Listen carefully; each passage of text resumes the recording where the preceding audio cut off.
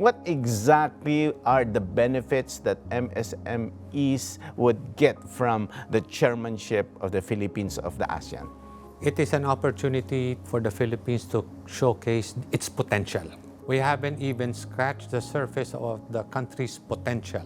As you mentioned earlier, some countries have accelerated and gone beyond. Good for them. But for us, we haven't even scratched the surface because there is a tremendous amount of potential here in the Philippines because we have bright people, we have good people, and then we have people that can easily be trained and learn. That's why it goes back to the basics about the academic system. We should be able to work with industry. Kung ano ituturo is for the future. But in ASEAN, what is it for MSMEs? May mapapakinabangan ba? Short term, very few. Because what we need to show our ASEAN neighbors and also the others, there are several other countries, not just ASEAN leaders coming here. But we want to show that this is a place for your long-term investments because we are Filipinos. When we work with you, when we have contracts with you, we don't steal your IP.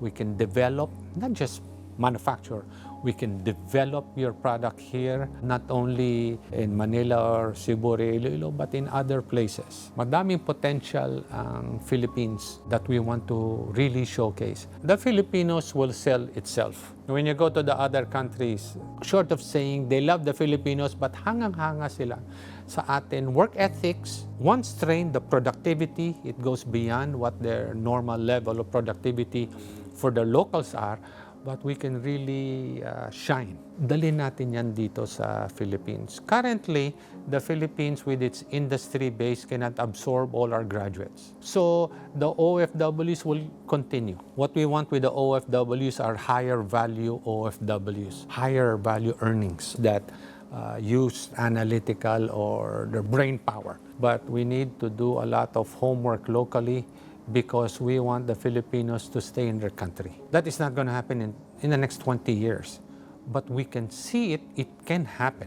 Of course, we need to start now to develop the Philippines for the Filipinos so they can stay here, not just in Manila. It's nice to develop the other regions in the Philippines. You know, you saw Japan is also made up of islands. Their economic activities from the north, south, from Japan Sea to the Pacific. They're able to spread. When you look at the budget in the last year's scandal, it seems that we have the money. Oo, parang mayaman pala tayo. Sasabihin nila, ang dami nating pera. So there should be a cultural shift. There should be a cultural shift in our mindset na, alika, magtulungan na tayo. Not for now, but for my kids and for my apo. Because there is really a potential and the natural character of a Filipino is wonderful. It is absolutely wonderful. Nasasayang lang natin. The MSMEs is like 1.1, 1.2 million. Ang large companies, konting-konti lang eh. Diba? It's a decimal point in the whole demographics of the businesses. Maiakyat natin tong 99% na to, ginhawa ang Filipino. More spending, bigger budgets, used the right way, bigger budgets, good infrastructure. Mga Kanet 25, this is Cesar Vallejos of Open for Business. For more updates, just click the subscribe button and follow us on Net25 social media pages at Net25 TV and at Net25 Entertainment Facebook pages.